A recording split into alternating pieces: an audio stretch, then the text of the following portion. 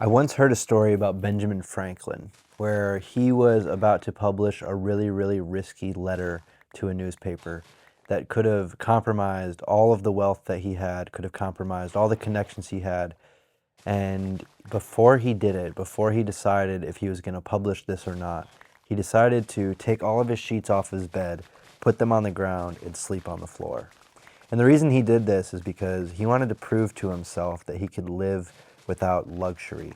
He wanted to prove to himself that this philosophy of practicing austerity to prove to oneself that they can survive without luxuries ensures that no one can force you to do something against your will. And I find this story super interesting, and I don't even know if it's true, or if it was Benjamin Franklin, or if it was somebody else. But I took that story to heart, and then a couple of years later, I heard another story about a man who was about to sign the biggest business deal of his life. His life was about to change, millions and millions, hundreds of millions of dollars. And he did the same thing that night. He took the sheets off his bed, he put them on his hard, cold floor, and he slept on the floor to make sure that even though he was about to sign this deal that was going to make him a very, very rich man, his identity and his purpose and his ability to live wouldn't be based on the number that was in his bank account or his ability to be comfortable, but it was based on his ability to do anything, to do hard things.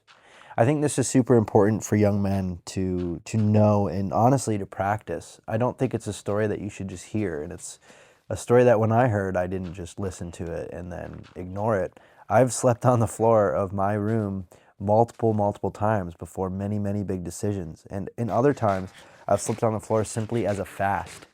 The way that the Bible talks about fasting is that you're killing your flesh, you're denying your flesh. And if you've read the Bible, you know that the word flesh is talking about the part of you that is away from your spirit, the part of you that is bent, is wanting to take the way that is not choosing God. And your soul is the one that listens to God.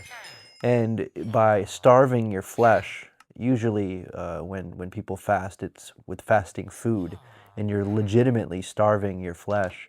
It does two things. Number one, it weakens your flesh so your spirit can make decisions over your flesh. And number two, it reminds you, it gives you a constant reminder of, oh, I need God, because when I get hungry, instead of eating, I'm going to pray instead. And this idea of sleeping on the floor or voluntary discomfort, even when you have the comfort available, does the same thing. When you wake up in the middle of the night and you're thinking, man, I'm sore, you begin to pray instead of going into the bed or getting comfortable or getting another pillow. You just pray and you thank God for the fact that you have a roof over your head, the fact you have a floor to even sleep on.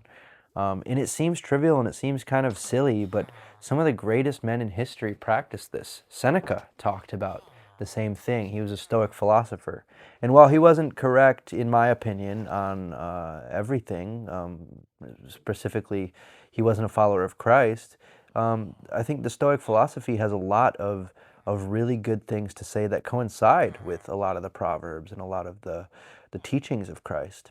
And one of those things is, yes, denying yourself luxuries even when they're available, because there's a illusion that can happen when you are living in luxury and in comfort that everything on earth is somehow what we're after, or the comforts of earth are the end goal, when that is not the case. And especially in Christianity, that is not the case.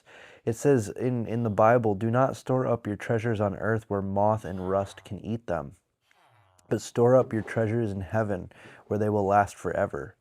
And one of the ways that we can consistently remind ourselves to do that, even if we're living a successful life, even if we're blessed, even if we have a lot, is to every once in a while prove to ourselves that we can live without.